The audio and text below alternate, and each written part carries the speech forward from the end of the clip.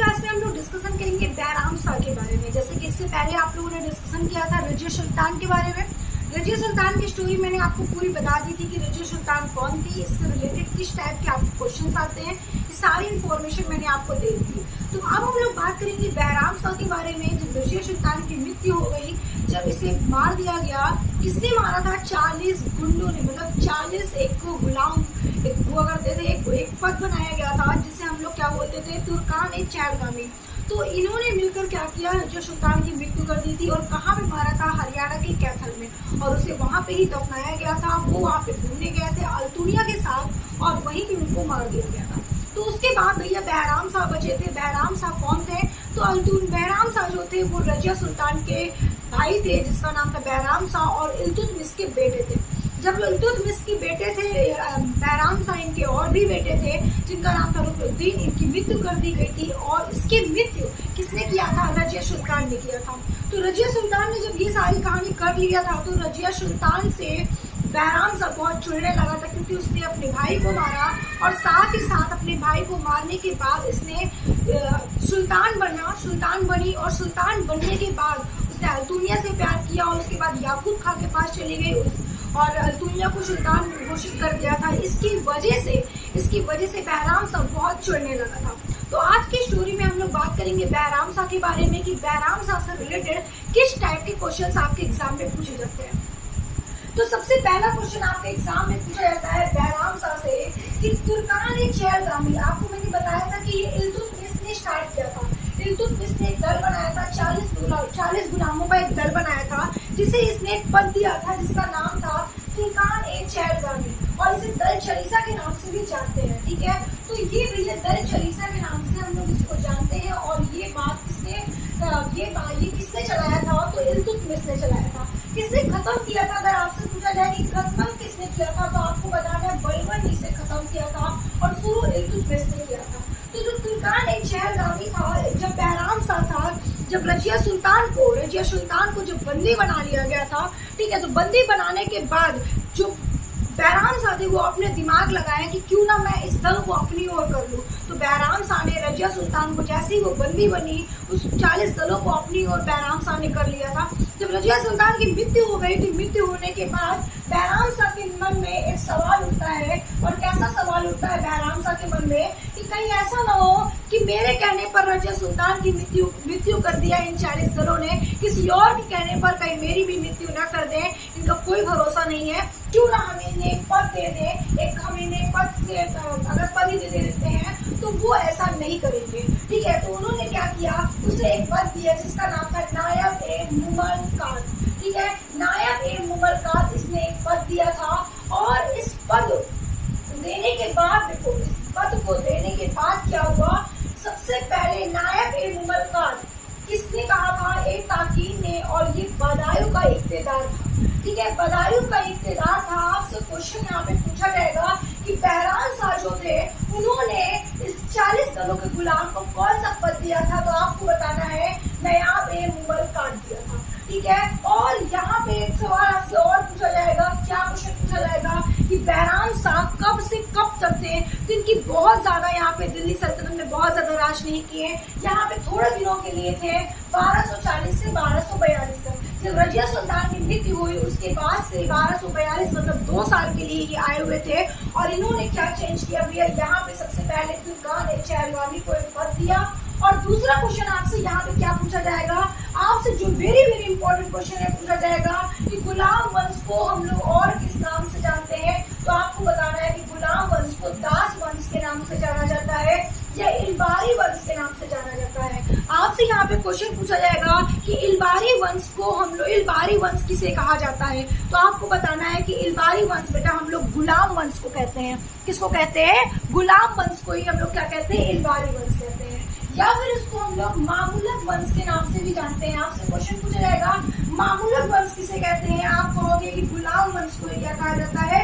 मामूलक वंश ही कहा जाता है। ठीक है, तो इस तरीके से आपसे क्वेश्चन पूछे जाएंगे।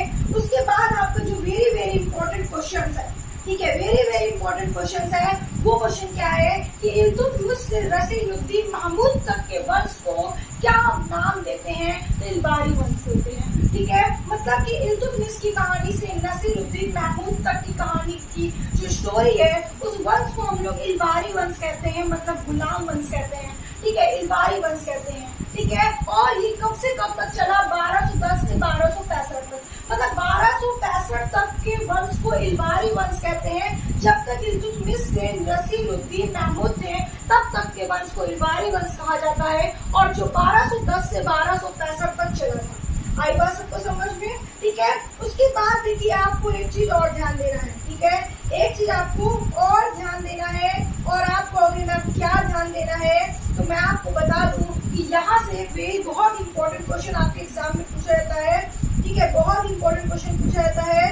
और क्या क्वेश्चन पूछा जाता है कि बैराम शाह कौन थे, ठीक है, बैराम शाह कौन थे? आपके एग्जाम में क्वेश्चन आया था, बहुत अच्छा क्वेश्चन आया था कि बैराम शाह कौन थे, तो आप बताओगे कि रजिया सुल्तान के भाई थे और इल्तुतमिश के बेटे थे, ठीक है। तो बैराम शाह से जो क्वेश्चंस आपके बन रहे थे वो 4 से 5 क्वेश्चंस बनेंगे, ठीक है, जो मैंने आपको बताया, ठीक है। और क्या मैंने बताया आपको, तो आपने देखा कि यहाँ पे जो मैम ने क्वेश्चन बताया वो बताया कि तुर्कान ए चहलगामी को 40 दलों का जो गुलाम था, ठीक है, उसे सबसे पहले किसने चलवाया था, तो आप कहोगे इल्तुतमिश ने चलवाया था।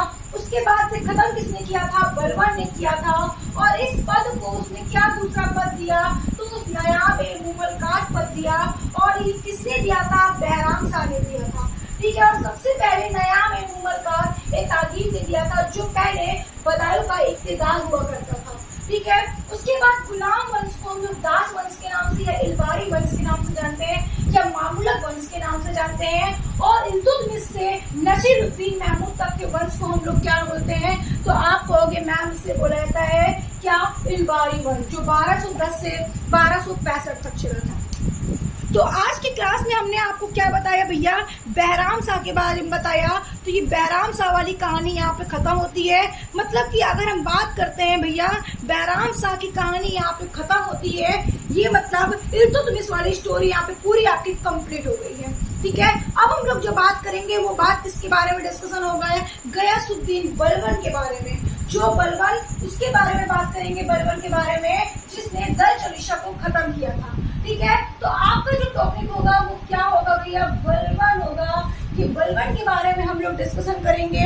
ये कौन थे बलबन? इनको उल्गा खां के नाम से भी जाना जाता था, ठीक है। बलबन को उल्गा खां के नाम से भी जाना जाता था। और ये बलबन जो थे, इनका पूरा नाम जो था गयासुद्दीन बलबन, गयासुद्दीन बलबन इनका पूरा नाम था, और इन्हें उल्गा खां के नाम से भी जाना जाता था। 1216 से 1287 तक, ठीक है, 1216 से लेकर 1287 तक ये राज किए थे भैया। इनकी बहुत लंबी कहानी है, और ये काफी दिन तक थे, काफी समय यहाँ पे इन्होंने दिया। कब से कब तक थे, तो आपको बताना है भैया कि 1210 से 1287 तक थे। यहाँ से आपका जो वेरी वेरी इंपॉर्टेंट क्वेश्चन पूछा जाता है, पहला तो भैया सन से क्वेश्चन पूछा जाएगा, और दूसरा क्वेश्चन आपका पूछा जाएगा क्या, उसका दूसरा नाम क्या है, बलबन को दूसरा नाम क्या है, तो आप बताओगे क्या? उल्गा खां के नाम से जाना जाता है। और ये भी कहाँ के थे? ये भैया गुलाम वंश के शासक थे। इन्होंने दल चलिशा को खत्म किया, और बलबन ने दिल्ली में लौह एवं रक्त की नीति चलाई थी, ठीक है। सॉरी, आपसे क्वेश्चन पूछा जाएगा कि रक्त और लौह की नीति किसने चलाई थी, तो आप बताओगे भैया कि रक्त और लौह की नीति जो चलाई थी वो बलबन ने चलाई थी। तो हम लोगों की जो नेक्स्ट क्लास होगी वहां पे हम लोग जो डिस्कशन करेंगे वो किसके बारे में डिस्कशन करेंगे? बलबन के बारे में डिस्कशन करेंगे। आज की क्लास आपकी यहीं पे समाप्त होती है, जिसमें हमने बैराम शाह पढ़ा। ये छोटी सी क्लास थी आपकी बैराम शाह की, जो काफी इंपॉर्टेंट थी, जहां से ज्यादा क्वेश्चंस तो आपके नहीं पूछे जाते हैं, ठीक है। जहां से क्वेश्चन बन रहे थे मैंने सारे क्वेश्चंस आपके बता दिए। मैंने इसलिए अलग से टॉपिक बनाया क्योंकि बहुत सारे स्टूडेंट क्या होते हैं ना भैया, अलग से ढूंढते हैं, बैराम शाह की स्टोरी ढूंढते हैं, तो मैंने इसलिए अलग से वीडियो डाला ताकि किसी भी स्टूडेंट को कोई प्रॉब्लम ना हो क्लास लेने में या क्लास को ढूंढने में। तो आज की क्लास में हम लोगों ने बैराम शाह के बारे में डिस्कशन किया। अगर आपको वीडियो अच्छी लगी तो वीडियो को लाइक करिए, शेयर करिए। एंड अपने सारे उन स्टूडेंट को शेयर करिए, फ्रेंड्स को शेयर करिए जिन्हें हिस्ट्री की क्लास के लिए परेशान है, हिस्ट्री की क्लास के लिए, और हिस्ट्री नहीं आ रही, उन्हें याद नहीं हो रहा है। तो मैं इस बात की आपको गारंटी देती हूँ कि जितना बेसिक लेवल से मैं आपको पढ़ा रही हूँ वो आपका पूरा पूरा कवर हो जाएगा। मैं आपके एक भी क्वेश्चन नहीं सॉल्व, एक भी क्वेश्चन आपके ऐसे नहीं होंगे जो आपके एग्जाम से छूटेंगे, जो आपके ऐसे क्वेश्चन, जब आप ज्यादातर क्या होता है टीचर्स पढ़ाते हैं, पढ़ाने के बाद जब बच्चे क्यूज करने बैठते हैं तो अक्सर क्या होता है कि वहां से क्वेश्चन, आपको बहुत सारे क्वेश्चन एक्स्ट्रा मिलते हैं। लेकिन आपको मैं बता दूं कि यहाँ पे ऐसा कुछ भी नहीं होगा। यहाँ पे जब आप पढ़ोगे ना तो पढ़ने के बाद जब क्यूज सॉल्व करने बैठोगे, किसी भी इंस्टीट्यूट का क्विज या गूगल से आप सर्च करोगे तो आपका एक भी क्वेश्चन ऐसा नहीं होगा कि क्लास में आपको ना पढ़ाया गया हो।